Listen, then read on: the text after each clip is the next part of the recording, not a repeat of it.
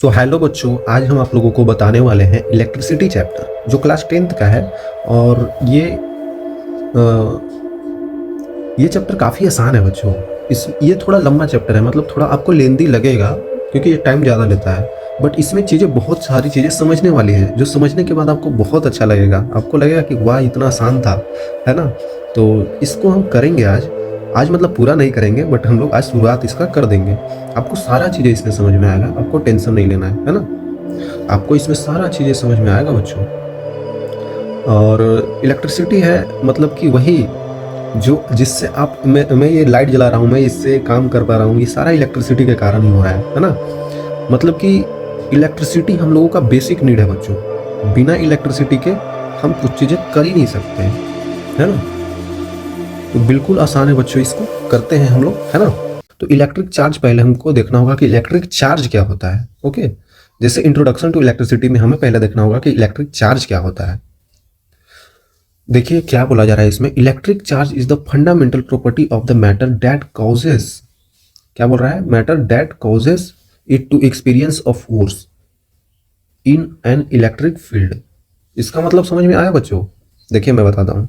जैसे electric charge जो होता है ना, वो एक प्रॉपर्टी है, फंडामेंटल प्रॉपर्टी है मैटर का। मैटर क्या होता है, मैटर क्या है, मैटर कोई ऑब्जेक्ट है, समझिए बच्चों, कोई ऑब्जेक्ट है ना। कोई पार्टिकल है, कोई ऑब्जेक्ट है, तो उस पे उसका एक प्रॉपर्टी होता है। जैसे उसका प्रॉपर्टी क्या है, कोई ऑब्जेक्ट यहाँ पे अगर मुझे दिया हुआ है, मान लेते एक बक्सा है, इसका मास m है, ठीक है। इसका मास मान लेते हैं m है बच्चों, है ना। तो मास m है, तो इसका एक प्रॉपर्टी हुआ ना ये, कि उसका मास m है। ये यहाँ पे वॉल्यूम चेक करा है, तो इसका वॉल्यूम क्या है, एक प्रॉपर्टी है। वैसे ही करके एक इलेक्ट्रिक चार्ज,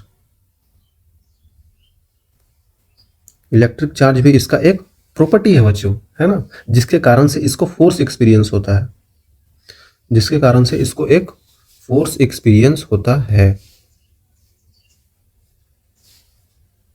उसी फोर्स को हम लोग देखेंगे, ठीक है बच्चों। तो ये फोर्स कैसा होता है, ये होता है इलेक्ट्रिक फील्ड में लगने वाला इलेक्ट्रोस्टैटिक फोर्स इस पे होता है। जैसे मान लेते हैं हमें चार्ज बोला जा रहा है, चार्ज फंडामेंटल है, चार्ज सबसे छोटा होता है। पार्टिकल को आप अगर तोड़ते जाना तो चार्ज सबसे छोटा होता है बच्चों उसमें, समझ रहे हैं ना। देखिए मैं बताता हूँ। जैसे मान लीजिए कि चार्ज क्यू है, अगर प्लस क्यू, चार्ज प्लस का होता है और एक माइनस का भी चार्ज होता है, ठीक है बच्चों। ये एक चार्ज है, ये एक चार्ज है। तो चार्ज से जो पॉजिटिव चार्ज होता है ना, उसका प्रॉपर्टी ये होता है कि ये चीज़ों को रिपेल करता है, अपने से दूर भगाता है, ठीक है। इसका प्रॉपर्टी ये होता है। लेकिन माइनस चार्ज का प्रॉपर्टी होता है कि वो चीज़ों को पास खींचता है, समझ रहे हैं। आई थिंक आप समझ रहे होंगे बच्चों, ऐसा इसका प्रॉपर्टी होता है। ओके, आई थिंक क्लियर होगा आपको। Experience of force in electric field, electric field में एक्सपीरियंस ऑफ फोर्स होता है। बस यही चीज़ें हमें यहाँ पे देखना है कि प्लस क्यू अपने आप से दूर भेजता है और माइनस क्यू अपने को अपने पास अट्रैक्ट करता है। तो इस पे फोर्स लगता है, इसलिए इसको इलेक्ट्रोस्टैटिक फोर्स भी होते हैं, इलेक्ट्रोस्टैटिक फोर्स भी बोला जाता है ना बच्चों। आसान है। तो कोई भी पूछे इलेक्ट्रिसिटी में जो ये है इलेक्ट्रिक चार्ज जो है, वो फंडामेंटल प्रॉपर्टी होता है। ये आपको अगर डिफिनेशन आ जाए तो आपको लिखना है इलेक्ट्रिक चार्ज का, ठीक है बच्चों, आसान है। चलिए आगे चलते हैं। इसमें बोला जा रहा है कि एलिमेंट्री चार्ज होता है एलिमेंट्री चार्ज ई होता है। ई यहाँ पे क्या है बच्चों, ई यहाँ पे आई थिंक इलेक्ट्रॉन है। मैं बताता हूँ आगे इलेक्ट्रॉन क्या होता है। ई यहाँ पे क्या है, इलेक्ट्रॉन है, ठीक है। Smallest unit of electric charge, it can be either positive, मतलब प्लस ई होगा तो इलेक्ट्रॉन हो जाएगा, माइनस ई रहेगा तो प्लस ही रहेगा तो प्रोटॉन हो जाएगा, माइनस ही रहेगा तो इलेक्ट्रॉन हो जाएगा, ठीक है। देखिए यहाँ पे जो प्लस क्यू लिखा ना, यहीं पे हम अगर लिख दो कि प्लस ई है और यहाँ पे लिख दो माइनस ई है, तो बात तो वही है ना। चार्ज पे यहाँ पे पॉजिटिव चार्ज है, यहाँ पे ये नेगेटिव चार्ज है, समझे, बात वही है। यहाँ तक कुछ कुछ चीज़ें आपको समझ में आई होगी आई थिंक। चलिए आगे चलते हैं। ओके चलिए ठीक है। तो यहाँ पे मैं एक चीज़ बताने वाला हूँ आपको बच्चों, आपको ध्यान से देखना है कि जैसे कि हमने प्रॉपर्टी ऑफ चार्ज बताया कि उस पर फोर्स लगने का एक प्रॉपर्टी है, वैसे ही एक होता है क्वांटाइजेशन, क्वांटाइजेशन ऑफ चार्ज पढ़ेंगे। ये भी बहुत आसान है, जिसमें हम डिस्कस क्या करेंगे, क्वांटाइजेशन ऑफ चार्ज में। तो इसको आप अगर समझें आसानी भाषा से, तो क्वांटा यहाँ तक अगर आप देखें, यहाँ तक देखें, और फिर आइजेशन है। तो क्वांटा मतलब होता है कि ऑब्जेक्ट्स, मतलब पैकेट्स, है ना, पैकेट्स बोलते हैं उसको, वही होता है। तो पैकेट्स के रूप में इस प्रोसेस को क्वांटाइजेशन बोलते हैं। पैकेट्स में बांटना ही इस प्रोसेस में होता है। तो क्या बांट रहे हैं हम, बांट क्या रहे हैं हम, चार्ज बांट रहे हैं बच्चों, चार्ज को बांट रहे हैं। तो इसी प्रोसेस को क्वांटाइजेशन बोलते हैं। तो चार्ज कैसे बटेगा, चार्ज ऐसे बटेगा, देखो इसको पैकेट्स बनाना बोलते हैं और इसको बोलते हैं प्रोसेस। ये भी एक इसका प्रॉपर्टी ही है मैटर का, उसमें हम चार्ज के बारे में, मतलब ये चार्ज का प्रॉपर्टी एक हो गया तो बच्चों, ये चार्ज का प्रॉपर्टी हो गया, ठीक है। तो जैसे कि हम यहाँ पे इलेक्ट्रॉन की बात कर रहे हैं, मान लेते हैं चार्ज में क्या किसको बात कर रहे हैं हम, इलेक्ट्रॉन की बात कर रहे हैं, ठीक है। तो इसमें अगर आप समझे, मान लेते बांट रहे हैं तो कैसे बांटेंगे, मान लेते एक इलेक्ट्रॉन बांटा, फिर 2 इलेक्ट्रॉन बांटा, फिर 3 इलेक्ट्रॉन बांटा, ऐसे ही तो बांटूंगा मैं। एक इलेक्ट्रॉन पे चार्ज कितना होता है पता है आपको, इलेक्ट्रॉन पे चार्ज कितना होता है, वो होता है 1.6 इंटू 10⁻⁻19 कूलम होता है। और चार्ज का यूनिट क्या होता है बच्चों, यूनिट आई थिंक आपको पता होगा, होता है कूलम, समझ रहे हैं ना, कूलम बोलते हैं इसको, याद रखिएगा। तो एक पे कितना है 1.6 इंटू 10⁻⁻19, और दूसरे पे क्या हो जाएगा 2 इंटू 1.6 इंटू 10⁻⁻19। तो यहाँ पे क्या हो जाएगा 3 इंटू 1.6 इंटू 10⁻⁻19। ऐसे ही बच्चों बढ़ता जाएगा, बढ़ता जाएगा। यहाँ पे मान लेते बढ़ते बढ़ते हम n इलेक्ट्रॉन्स तक आ गए, ठीक है। तो यहाँ पे क्या हो जाएगा, यहाँ पे बच्चों 3 लिखना था ना, यहाँ पे n इंटू 1.6 इंटू 10⁻⁻19 हो जाएगा, ओके। आई थिंक आपको समझ में आ रहा होगा। हम नीचे तक जाते जा रहे हैं, कैसे जा रहे हैं, यहाँ पे अगर आप पूछे तो 1 और 2 के बीच में तो बहुत सारा संख्या होता है, तो वो क्यों नहीं आया, वो क्यों नहीं आया, जैसे 1.5 इलेक्ट्रॉन। तो बच्चों इलेक्ट्रॉन्स की ये प्रॉपर्टी है कि वो हमेशा डिस्क्रीट पार्टिकल्स में मिलता है, डिस्क्रीट वैल्यूज में मिलते हैं। जैसे 1 मिला तो आपको 2 मिलेगा, 2 मिला तो आपको 3 मिलेगा, 2 के बीच में 2.5 नहीं मिलेगा, या फिर कोई भी बीच में पॉइंट्स का नंबर नहीं मिलेगा, क्योंकि इसका नेचर में प्रॉपर्टी ही ऐसा है बच्चों, है ना। इसका नेचर, जैसे आप समोसे खाएंगे ना, तो आपको आधा समोसा कोई नहीं देगा। अगर 10 रुपए में एक समोसा मिलता है तो आप बोलेंगे 5 रुपये है मेरे पास, तो आधा दे दो भाई, क्या दिक्कत है, 5 रुपया तो आधा दे दो। लेकिन वो आधा देगा नहीं, क्योंकि उसका प्रॉपर्टी है, वो जानता है कि समोसा एक ही मिल सकता है। या फिर एक और एग्जाम्पल से समझिए आप, आपके पास 1 रुपए का सिक्का है, 1 रुपए का सिक्का है, और आपके पास ऐसे ऐसे 10 सिक्के हैं, 1 रुपए के सिक्के जैसे आपके पास 10 सिक्के हैं। तो एक एक ऐसे ऐसे करके रखते जाइएगा, तो कोई उसमें से आपको 5 रुपए मांगेगा, तो एक का सिक्का 5 गिन के आप दे देंगे। लेकिन 5.5 मांगेगा, मुझे 5.5 रुपए चाहिए, तो आपके पास सिक्का ही 1 रुपए का है, तो आप एक सिक्के को आधा नहीं कर पाएंगे, उसका कोई वैल्यू ही नहीं होगा, उसको और आप तोड़ ही नहीं पाएंगे। 1 रुपए को आधा तोड़ेंगे तो उसका वैल्यू ही नष्ट हो जाएगा, उसको नहीं तोड़ा जा सकता है। तो हम देंगे या फिर 5 रुपए या 6 रुपए या 7 रुपए, ऐसे करके 10 रुपए तक। तो वैसे ही हम 1 रुपए दिए या 2 रुपए, 3 रुपए, ऐसे करके हम नीचे तक बढ़ते चले गए, ठीक है। तो हमें लास्ट में n मिला, समझ रहे हैं ना बच्चों। तो लास्ट में हमारा फॉर्मूला क्या आ जाएगा, Q जो होता है वो होता है Ne, मतलब Q जो फाइनली चार्ज होता है किसी भी पार्टिकल पे, वो नंबर ऑफ इलेक्ट्रॉन से मल्टीप्लाई होता है, वो नंबर ऑफ इलेक्ट्रॉन से मल्टीप्लाई होता है।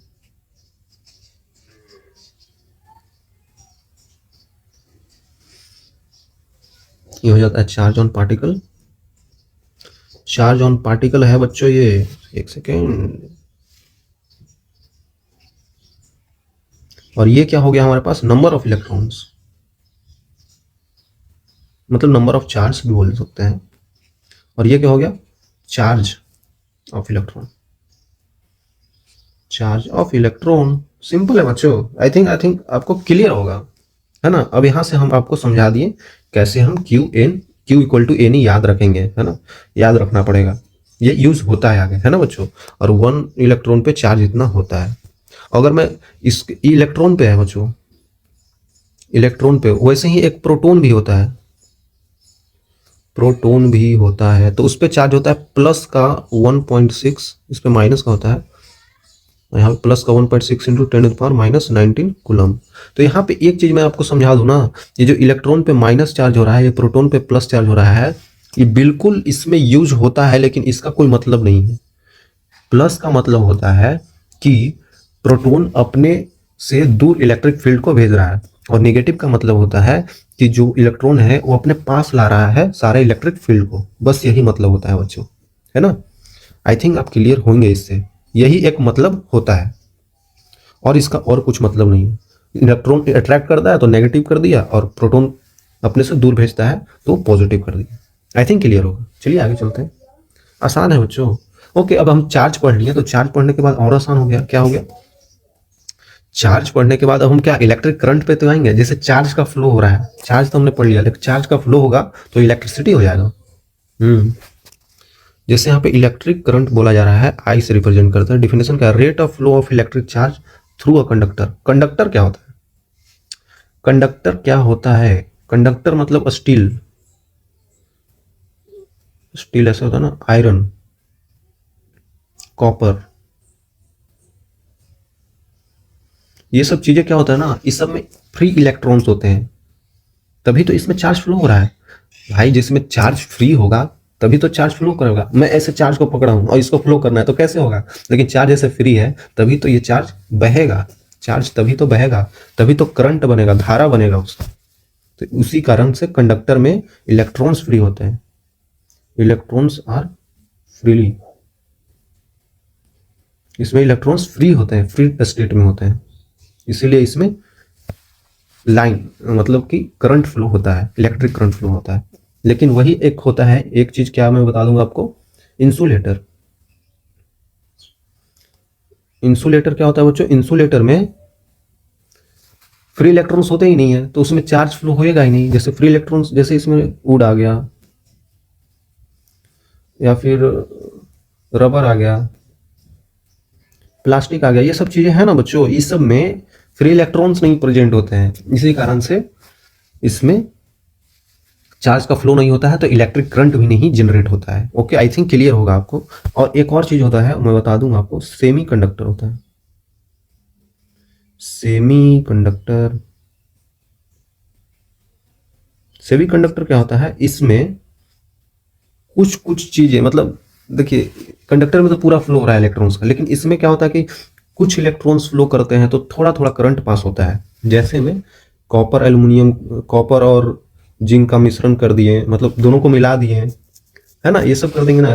कुछ कॉपर के अलॉय भी होते हैं, अलॉय मतलब मिश्रण, वही कॉपर का जो अलॉय मिलता है हमें, जिसमें थोड़ा थोड़ा करंट पास होता है। तो यही सब चीजें इसमें आती है बच्चों। ओके, तो आगे क्या बोला जा रहा है हमें? फॉर्मूला में बोला जा रहा है कि I equal to Q upon T, वही rate of flow of electric charge, rate of flow of electric charge को ही हम करंट बोल देते हैं। आया समझ में बच्चों? ठीक है, इसमें एम्पियर में मेजर करते हैं करंट को, क्यू को कूलम में, और टी को टाइम है। ठीक है, तो इसका यूनिट क्या हो जाएगा? यूनिट क्या हो जाएगा? इसका मतलब आई जो है, इसका यूनिट क्या हो जाएगा? कूलम्ब पर सेकेंड, यही तो हो जाएगा। इसका यूनिट बोल सकते हैं कूलम्ब पर सेकेंड, या फिर एम्पियर तो बोलते ही हैं, एम्पियर तो बोलते ही हैं बच्चों, एम्पियर जिसको आई से रिप्रेजेंट करते हैं। तो ऐसा यूनिट यही हो गया ना इसका, सिंपल है।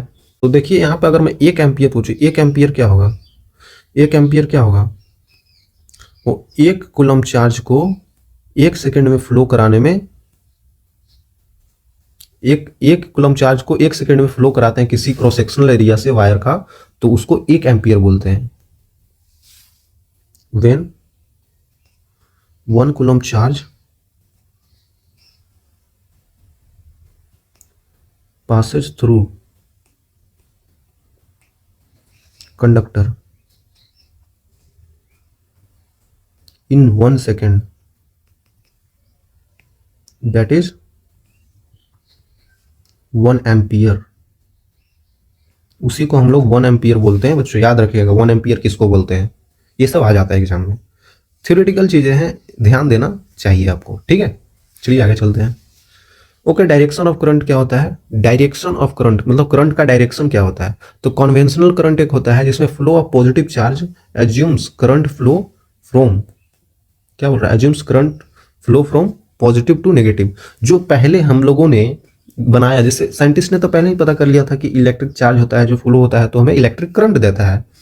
तो उन्होंने सोचा कि जैसे टॉर्च का बल्ब जल रहा है ना, तो इसका मतलब क्या हो रहा है कि एक बैटरी है यहाँ पे, इसके वजह से ऐसे करके पॉजिटिव इधर है ना बच्चों, तो पॉजिटिव से ऐसे ऐसे करके इसमें करंट बह रहा है, ऐसे ऐसे नेगेटिव में जा रहा है। उन्होंने यही सोचा था, उन्होंने एज्यूम कर लिया कि current flows from positive to negative, ठीक है। लेकिन एक्चुअली में इलेक्ट्रॉन्स का फ्लो जब बाद में पता चला ना, इलेक्ट्रॉन्स फ्लो होता है negative terminal to positive terminal. देखिए पॉजिटिव टर्मिनल, नेगेटिव से पॉजिटिव जाता है। देखिए ये इलेक्ट्रॉन्स का फ्लो हो रहा है बच्चों, ऐसे करके इलेक्ट्रॉन्स का फ्लो हो रहा है, ऐसे करके इलेक्ट्रॉन्स फ्लो होते हैं। नेगेटिव टर्मिनल से यहां से इलेक्ट्रॉन ऐसे करके निकलता है, ऐसे ऐसे करके पॉजिटिव टर्मिनल में जाता है, ठीक है। लेकिन हम पहले कन्वेंशनल ले चुके हैं कि ऐसा पॉजिटिव से नेगेटिव जाता है, तो हम मानते हैं कि करंट पॉजिटिव से नेगेटिव की तरफ जा रहा है, लेकिन इलेक्ट्रॉन्स का फ्लो हो रहा है नेगेटिव टर्मिनल, ये नेगेटिव टर्मिनल से पॉजिटिव टर्मिनल की तरफ। आगे समझ में? यही चीज बस देखना है आपको, ठीक है। तो हम लोगों ने कन्वेंशनल तरीका ही यूज करते हैं अभी तक, है ना। चलिए क्वेश्चन कर लेते हैं, बहुत आसान सा सवाल आपको दिया गया है। क्या है ये? Calculate the number of electrons consisting in 1 coulomb of charge. 1 coulomb charge है बच्चों, 1 कूलम चार्ज है, तो उसमें कितना नंबर ऑफ इलेक्ट्रॉन्स होगा, मतलब एन कितना होगा। हमें Q इक्वल टू एन ही फॉर्मूला यूज करना होगा, Q इक्वल टू एन ही हमने अभी पढ़ा ना बच्चों। तो 1 कूलम चार्ज है तो उसमें कितना नंबर ऑफ इलेक्ट्रॉन्स होगा। ई का वैल्यू हमने बताया अभी, कितना होता है, माइनस का 1.6 इंटू 10⁻⁻19। तो यहाँ पे ई के जगह पे लिख देते हैं 1.6 इंटू 10⁻⁻19। अब आप बोलेंगे मैंने यहाँ पे माइनस क्यों नहीं यूज किया। बच्चों मैंने पहले ही आपको बताया कि माइनस बस उसका डायरेक्शन बता रहा है कि उसमें इलेक्ट्रिक फील्ड उसके पास आ रहे हैं। ये कभी मैग्नीट्यूड में लिखा नहीं जाता है, क्योंकि ये बस आपको डायरेक्शन बता रहा है कि वो उसके पास आ रहा है, बाकी मेन वैल्यू तो उसका यही होता है। तो माइनस हमें लिखने की कोई जरूरत नहीं है बच्चों, माइनस लिखने की हमें कोई जरूरत नहीं है। तो 1 कूलम चार्ज डिवाइडेड बाई आ जाएगा 1.6 इंटू 10⁻⁻19 इक्वल टू एन। तो एन क्या आ जाएगा बच्चों, ऊपर चला जाएगा, ऊपर 1 है, नीचे 1.6 है, इंटू 10⁻⁻19 है बच्चों। तो इसको ऊपर ले जाएंगे, माइनस वाला का ऊपर ले जाएंगे ना, तो एक आ जाएगा ऐसे 100 आ जाएगा अपॉन 16 इंटू 10⁻⁻19 को हमने ऊपर ले गया तो -18 प्लस 18 हो जाएगा, क्योंकि एक जीरो यहाँ पे ला दिया हमने। तो चलिए इसको सोल्व करते हैं। तो कितना हो जाएगा, 16 से कितना बार में घटेगा, 16 25 80, 16 6 96, 6.25 आ रहा है I think, into 10⁻18 electrons. Number of electrons आ गया बच्चों, यही होता है नंबर ऑफ इलेक्ट्रॉन्स। देखिए हमें नंबर ऑफ इलेक्ट्रॉन्स ही तो निकालना था, तो हमने निकाला, कितना आया बच्चों, 6.25 इंटू 10⁻18 इलेक्ट्रॉन्स आया। ये बहुत बड़ा नंबर हो गया ना, 10⁻18, समझ रहे हैं, समझ रहे हैं। एक पे 18 जीरो बहुत बड़ा होता है, मतलब 1 कूलम बस चार्ज अगर किसी पार्टिकल पे है तो उसमें इतना इलेक्ट्रॉन्स प्रेजेंट होते हैं, है ना, बहुत बड़े नंबर में वो प्रेजेंट होता है। लेकिन हमें इलेक्ट्रॉन्स ऐसे नेकेड आई से दिखते नहीं है, बट आपको समझना है कि इतने सारे इलेक्ट्रॉन्स प्रेजेंट होते हैं। चलिए आगे चलते हैं। एक बोला जा रहा है क्वेश्चन में, when you rub a balloon, एक बैलून को ऐसे ऐसे रब करते हैं फ्रॉम योर हेयर। देखिए हेयर से हम लोगों ने बर्थडे पार्टी में बहुत सारा रब किया है तो इलेक्ट्रॉन्स मूव हो जाते हैं फ्रॉम योर हेयर। योर आपके हेयर में तो इलेक्ट्रॉन्स होंगे, तो वो हेयर क्या होता है ना, ऐसे रगड़ने से जो इलेक्ट्रॉन्स इस पे प्रेजेंट होते हैं हेयर पे, वो बैलून में चले जाते हैं, बैलून के ऊपर, to the balloon. If Q मुझे दे दिया है ऑन बैलून, हमें बता दिया है कि जो बैलून है ना बच्चों, ये जो बैलून है, हमने जब रब किया ना बैलून को अपने सर से, तो बलून पे चार्ज इतना चला गया, इस पे इतना चार्ज मूव हो गया, इतना चार्ज हेयर से यहाँ पे चला गया, हेयर से मूव हो गया, चार्ज इतना चला गया। तो बोल रहा है कितना इलेक्ट्रॉन्स होंगे इसमें, इसमें इलेक्ट्रॉन्स कितने होंगे बच्चों? तो निकाल लेते हैं, वही फॉर्मूला लगा के हम लोग निकाल लेते हैं। Q इक्वल टू एनी हमने अभी पढ़ा बच्चों। तो Q मुझे दे दिया कि माइनस का 1.6 इंटू 10⁻7 -7 कूलम चार्ज इस पे गया। तो नंबर ऑफ इलेक्ट्रॉन्स हमें नहीं पता है, इलेक्ट्रॉन का चार्ज हमें पता है 1.6 इंटू 10⁻19। मैंने बोला अभी कि जो ये चार्ज अभी माइनस वाली पार्ट यहाँ पे लिखा है ना माइनस में, तो माइनस चार्ज इसलिए लिखा है क्योंकि ये बलून अपने तरफ इस चार्ज को अट्रैक्ट कर लिया है, तो नेगेटिव चार्ज इस पे मौजूद हो गया है, इसीलिए ये नेगेटिव लिखा गया है बच्चों। इस पे नेगेटिव चार्ज सारे देखिए, नेगेटिव चार्ज इस पे सराउंडिंग में ऐसे ऐसे आ गए होंगे, है ना बच्चों, नेगेटिव चार्ज बलून पे आ गए होंगे। ठीक है, तो उसी को बस नेगेटिव लिख दिया, बट यहाँ पे नेगेटिव ऐसा कुछ लिखना हमें जरूरी है नहीं। ओके, तो ठीक है, यहां से एन अगर हम कैलकुलेट करें तो क्या होगा, 1.6 इंटू 10⁻⁻7 अपॉन 1.6 इंटू 10⁻, कितना हो जाएगा बच्चों, ये -19। ठीक है, जो यहाँ कूलम था। ठीक है, तो 1.6 कट गया, ऊपर ये चला जाएगा तो कितना हो जाएगा, 7 घटाएंगे तो 10⁻, हमारे पास आएगा, क्या आएगा, +12 आएगा ना बच्चों। आई थिंक यही तो आना चाहिए। तो हमारे पास एन मतलब नंबर ऑफ इलेक्ट्रॉन्स कितना आया, 10⁻12। ये भी बहुत बड़ा नंबर आया, इतना इलेक्ट्रॉन्स होंगे बच्चों। ये हम एक ऐसे एक नेगेटिव चार्ज दिख रहे थे, एक इलेक्ट्रॉन ऐसे करके कितना है, 10⁻12 है बच्चों। मतलब बहुत सारे इस पे मौजूद है, इतने सारे, है ना, इतने सारे। और इसी बलून को फिर हम क्या करते हैं ना, कि इसी बलून से अगर हम कोई पेपर्स के टुकड़े को ऐसे चिपकाते हैं तो चिपक जाता है, क्योंकि वहां पे चार्ज नहीं होता ना, तो ये नेगेटिव चार्ज उस पे प्रेजेंट जो पेपर पे पॉजिटिव चार्ज होता है उसको अट्रैक्ट कर लेता है, तो हमें लगता है वाह चिपक गया, जादू हो गया। जादू नहीं है, बस ये नेगेटिव चार्ज उसको अट्रैक्ट कर रहा है, पॉजिटिव चार्ज को। ओके, एक और क्वेश्चन है, क्या है, करंट ऑफ 0.5 एम्पियर। ठीक है, मुझे करंट मतलब आई दे दिया है 0.5 एम्पियर का, is in by a filament.